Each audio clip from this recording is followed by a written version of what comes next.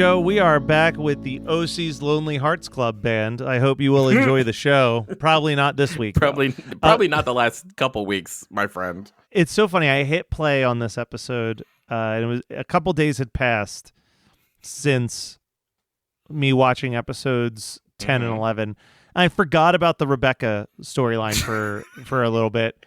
So my first, I don't know. My thoughts were as soon as it started, I'm like, oh, at least Sandy remembers Valentine's Day because he certainly didn't remember his anniversary. And then Kirsten walks in and massacres the flowers in the garbage disposal. Yeah. And I was like, oh, that's right, Rebecca.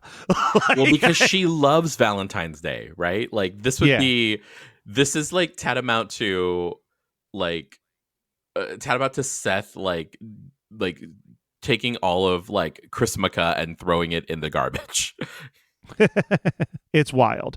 And speaking of Seth, Ryan tells Seth to keep it in his pants when he's in San Diego and tries to remind him that Summer has a boyfriend and that boyfriend's name is Zach. You know, your friend also named Zach. Your friend also named Zach. Your business partner? Yeah, your business partner. And as soon as he said that, I'm like, well, I certainly know that at this episode, Seth's going to let his dick in his pants ruin fucking everything. And lo and behold, boy, did he ruin everything, but we won't get there just yet. Mm-hmm. I want to read a note that I wrote. I wrote, again, like with all these episodes, I was so bored. I wrote so few notes. But I wrote, I feel like I've watched this episode 3 times already. So little has happened. Like everything is just a snail's fucking pace. Now, those of you who listened last week, you may have heard that Joe accidentally spoiled for me that Caleb dies at some point in the history of the OC. What he didn't spoil for me was that Rebecca's dad was just going to fucking eat it right there on a boardwalk out of goddamn nowhere. So not only did we get like a heart attack in the last episode, but like this guy who apparently has been battling like a terminal disease, his body just gives out because he couldn't drink another. Out. He just couldn't drink another green tea. No, he couldn't do it. And like, so this is where I'm a little confused. There is this conversation between Sandy and Rebecca, and I feel like we're not. First of all, is this a series wrap on Rebecca's dad? You're such a bitch. I love it. Does he come back somehow? And that's a series wrap on Professor Bloom. But I'm assuming we're not at a series wrap on Rebecca yet. It sounds like Sandy's still going to fight the good fight for her, even though the whole catalyst of this is already over with, I guess, because the whole point was you need to find Rebecca before I die so that we can get my will in order. Well, he did, and that's it. I'm with but Rebecca doesn't he on still this need one. But doesn't he still need... Oh, so she's ready to go. She's like, hey, I got my money. I'm out of here. And Sandy's like, we've got to clear your good name so that you don't have to be on the run because I'm Sandy Cohen, who will literally skip out on my wife's Valentine's Day dinner to salvage a thing that no one asked me to salvage for a girl that I almost got married to 20 years ago. Matt, I'm going to ask you a question. Okay. I want you to, before that, I want you to think about who the love of your life could be. Not anyone. It doesn't have to be anyone you're seeing now or not seeing now. Just like who the person that is the love of your life. Okay, Christina Ricci, got it. Yeah. Not surprised, but I was really hoping you were going to say like Daria Morgendorffer, but I was just as a no, it would be Jane Lane between the two of them, but so think about the love of your life, right? Now think about like somebody who could have been but is not the love of your life for whatever reason. Would you bail? Would you do the Sandy Cohen? Now put yourself in Sandy's position. Would you bail to go say goodbye?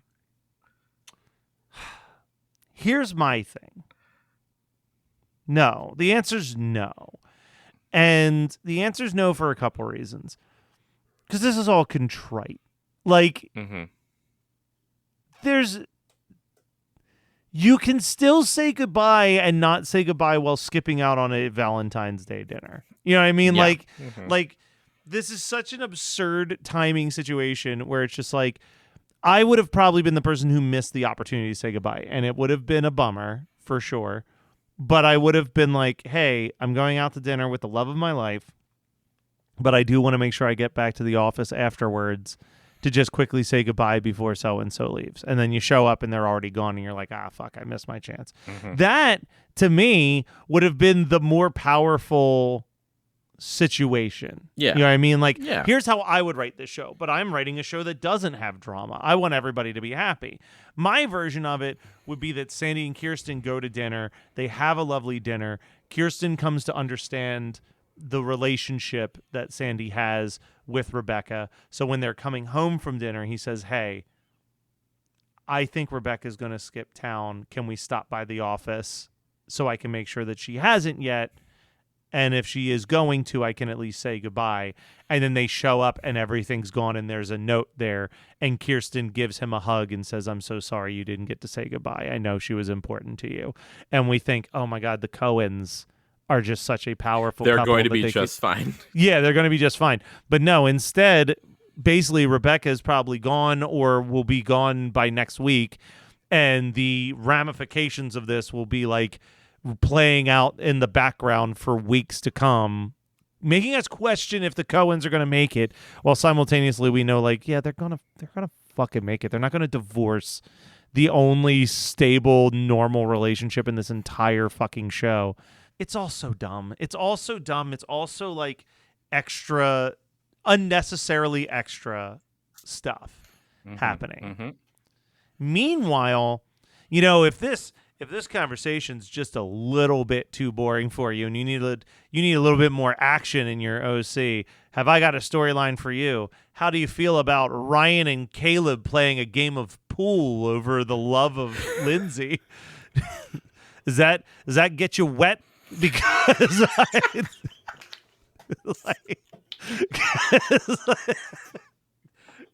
Stop it. Oh, God. You know the extremely exciting, dramatic tool that is a pool game in someone's back room? And then, you know, Ryan wins. Which means nothing. Ryan wins, and then Caleb's like, well, maybe that's how they do it down in Chino, boy. But yeah, that's how they do it in Chino. But here's where, you know, we got money. There are rules. I'm like, don't be that guy. Which, like, is so funny because God knows that if Caleb won that match, he'd be like, never see her again, and then just, like, walk away. Yeah. And be like, that's how we do it here in Newport. So here's the thing. I love a good, like, weird soap opera device. Like, I'm all about camp. I was a fan of the remake of Kung Fu. Like, you are a strange man in that sense, yes. Yeah, but I watched the CW's Kung Fu and actually enjoyed it. Here's the thing, though. The most cringe part of this whole, like, plot of the pool game for Lindsay's hand it's just like is when Ryan is magnanimous at the end and is like, you know, oh yeah, go hang out with your dad, we can hang out tomorrow, go see a movie. I hear The Color of Money is good. Yeah, The Color of Money has not been relevant in about 15 years, 15, in about 20 at years. that time, in about 15, 20 years. You know what I mean? Yeah. Like, it has not been relevant. That would be like...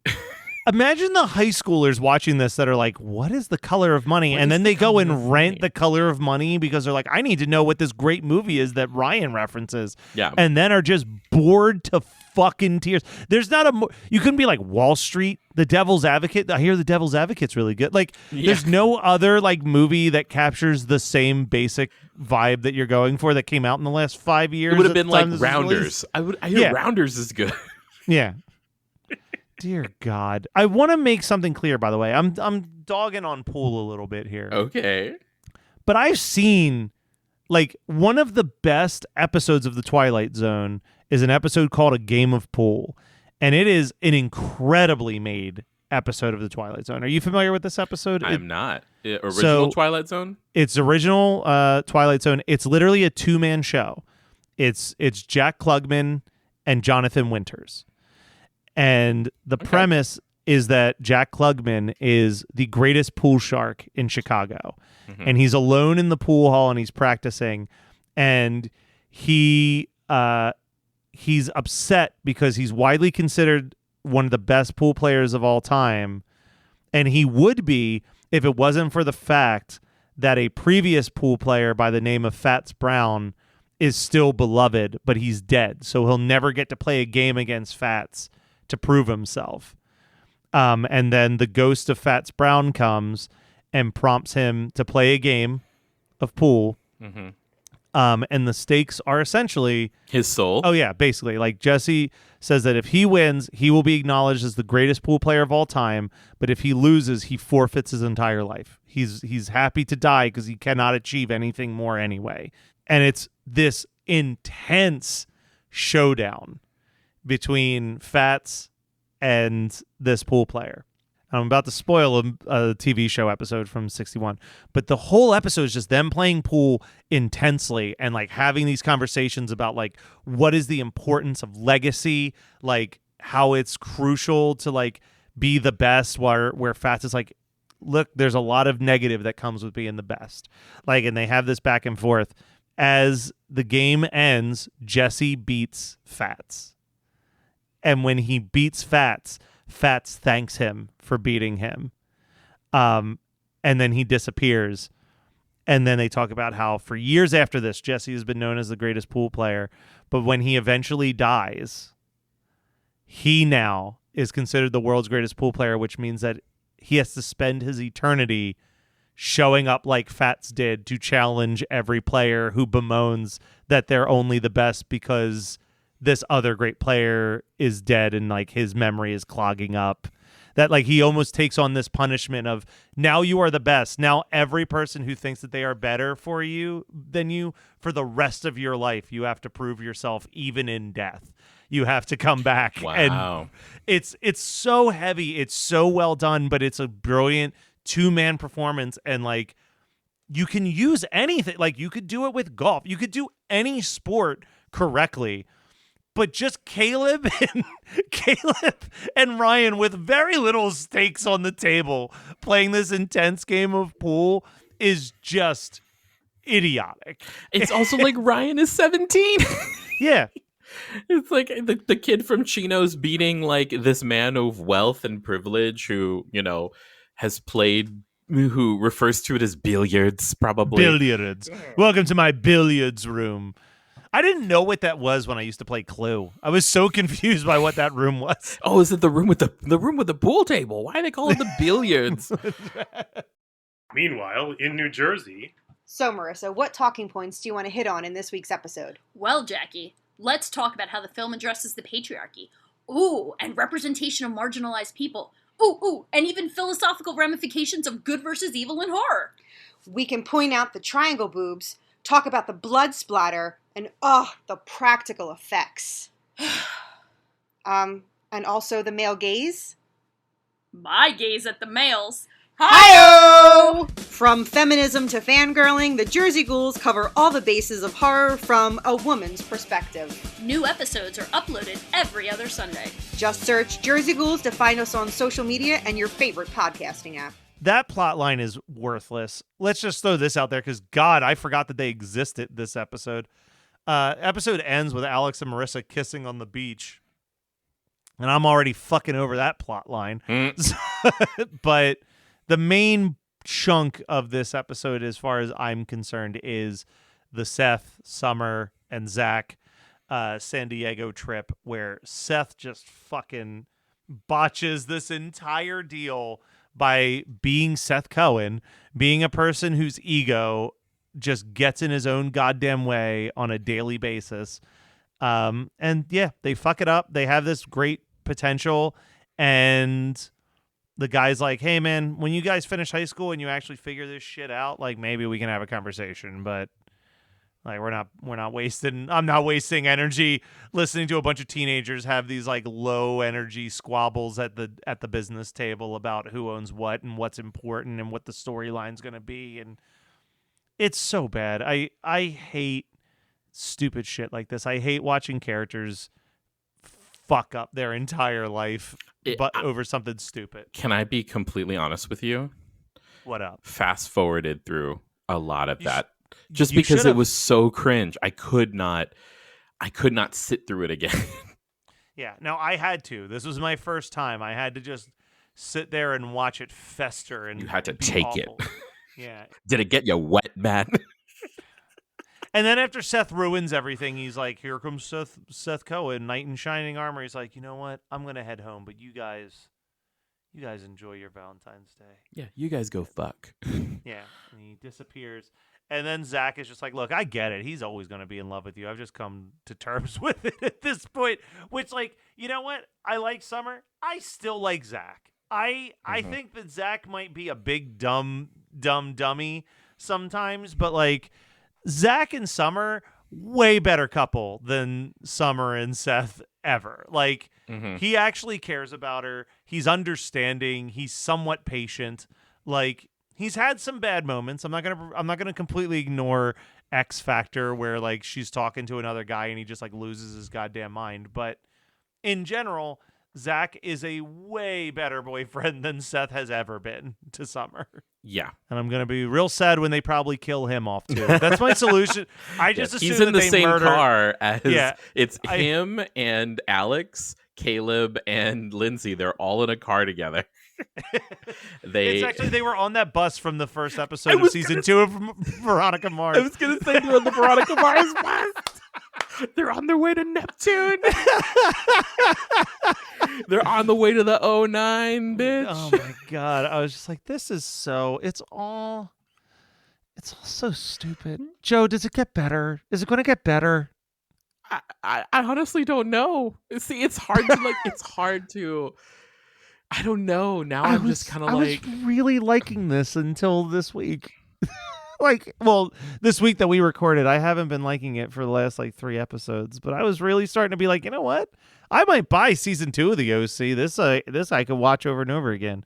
You just need it again. There's 11 episodes left, right? Or whatever. Yeah. How many episodes left? We're halfway through. Yeah. At this rate, I might buy disc 1 of season 2 of the OC. Just have that one. Just relive those, like, couple episodes over and over again. All you really need to do is just need to go on, like, Apple or Amazon and buy the specific episodes that you like. And the sum total of those episodes, I believe, would be less than actually buying the seasons. What I need to do, here's what we need. Honestly. I think I'm going to reach out to a few of our past guests. Because I think we need reinforcements. I think we need another, like, we need, like, Aaron or Matt who just, like, loves this shit to come back and salvage us after these 3 just abysmal OC episodes. Give us something to look forward to. Yeah. Because right now I'm just like, Joe, we can stop. No one's making us do this. Can I talk about, like, my favorite visual image of the show? It's not Seth shirtless laying in bed post-coital where you almost see the dick? Well, I mean, maybe, okay, top 5 favorite visual images. Well, one of them is, like, the shot with, like, Ryan in the car at the end of season 1 passing by Marissa. Or maybe no, at the end of episode 1, at the end of the first episode. But no, my favorite visual image is at the end of the episode. Sandy comes home after kissing Rebecca and saying "Don't go," which, like, now I know to mean don't go because the fight's not over, not like don't go because I miss you. Yeah. And he goes and he sees Kirsten sitting at a table in what I presume is their bedroom, even though it looks like they have, like, a full table. Yeah. Like a full table in their bedroom. Look, I believe that, actually. I get the feeling that they order a lot of Chinese food all Yes. year round. So you need a nice table in your bedroom sometimes for that Chinese food. And they're like, looks like they're walking toward each other, and she closes the door on him. Oof, does she ever. You know what? I'm going to take that and I'm going to take us right into music, my man, because there's, again, only 2 songs, not very good songs on either realm. While Seth is on the bus back home, we hear Follow by a band literally named Bang Gang, which is an insane name. And then this final scene, as we're seeing where all of our characters' romantic lives are, we hear a song by a group called Bell X1 called Eve, the Apple of My Eye. And I went with this one because it really works for the scene. It is a good song for the scene. It is probably the only positive that I could pull out of this episode is that, like, it ends. This episode wraps up beautifully. This episode would have wrapped up beautifully if it was all of these storylines told in one episode 2 weeks ago. Yeah. But like we're finally, like I said, I think we're finally towards the end of whatever this road of weird storylines has been. The comic book story seems to be dead. Caleb and Ryan will probably continue to duke it out, but at least like that seems mostly tied up. It seems like the Rebecca Sandy stuff is petering out. We're just starting this Alex Marissa bullshit, but I don't know. Marissa goes through relationships like tissues, so like I'm sure Alex will be gone in a couple more episodes as well. Goes through relationships. Yeah. He's like, just come in one and throw it in the trash. Marissa will probably get Alex drunk to the point that she gets alcohol poisoning or something, and then that'll be like, oh, Marissa, you killed Alex. This I think this happened in the last episode, but when they're like cleaning up in the morning before she goes to take a shower, and she's like, wow, we really drank a lot. Yeah. Like, yeah, you Harbor girls can drink. And I'm like, yeah, you're with Marissa can throw them back. Like, Marissa's like, this is fucking Marissa is like when I read Dry by Augustin Burroughs about him getting sober, and he literally describes his apartment as like filled with Dewar's bottles all over. Like that's Marissa in that moment. Ugh. Also, right. like the lower back tattoo, like no. All right, Joe, here we go with the final thing, though. Let's talk about something, literally anything. Just try not to do anything that's like a studio-owned movie or TV show, because we are striking against these people because they're jerks. You've been doing a lot of books. I actually finally have a book that I want to talk about. It's a book that I'm pretty sure you read, but I know for a fact your co-host has read and loved, and that is The Final Girls Support Group. Oh, So I'm not sure if you've ever done this. I have this habit of sometimes I'll be like, I'm going to read a book, and I'll buy a book that I've heard good things about, and like I'm reading it and I'm not feeling it in the moment, but I still know deep down that I'm going to like this book. So you like close it, you put it away, you try again. I tried about 3 times with Final Girl Support Group before I was able to really like sit down and truly read it. And it went from like getting through 2 chapters and being like, it's not hitting yet, I don't understand, to then I sat down and read it, and in 2 days I read the entire book. I was just like, whatever needed to click in my brain, it had 3rd time's the charm on it. I was like all in, loved it, such a delight. Want to see a movie version of it, which I can't say all the time about books, but like I think that there is a fun movie somewhere in this. Oh yeah, Grady Hendrix writes great novels that should be movies. Yes. So I really, really, really enjoyed this one. So yeah, if you're into the spooky and you're into like some fun horror filled, you need to know like all of your, well, you don't need to, but it helps if you know all of your horror deep cuts and whatnot. It is a really, really fun read. So I highly recommend it for people to check out. Nice. I'm going to do music. Okay. So when this episode comes out, I will have already gone. But very soon I will be catching the last weekend of Beyonce at the SoFi Stadium in LA. Nice. It's her birthday weekend. I will be going with my sister, who Beyonce and her share a birthday, and my friend who lives in Chicago. So both these ladies are flying in. We're gonna go to SoFi. We're gonna have a fucking good time. I have an outfit picked out. I've never dressed up for a concert in the way that I'm dressing for this one. I love it. It's going to be fun. But the reason why I bring this up is because my sister is not as big of a Beyonce fan as I am. And we saw Janet Jackson earlier this year. I made her a playlist of like Janet hits. I feel like I did a better job at making the Beyonce like required reading.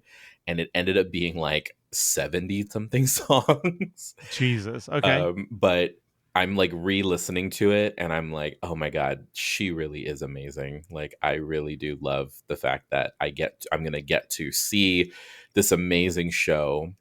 And it's been a great summer for concerts. I mean, the Eras tour has been lighting up social media, but like, I'm so excited because I hear that the Renaissance tour, which is the show that Beyonce's doing, is just one giant dance party. And I look forward to icing my knees the next day. Well, hopefully it doesn't break your soul. You won't break my soul. Okay. You know what will break my soul? More of these white people problems here on the OC podcast. Hopefully my soul will be fully intact this These time white next people's week. privileges and their problems. They're breaking Yes. everybody's soul. Breaking everybody around here.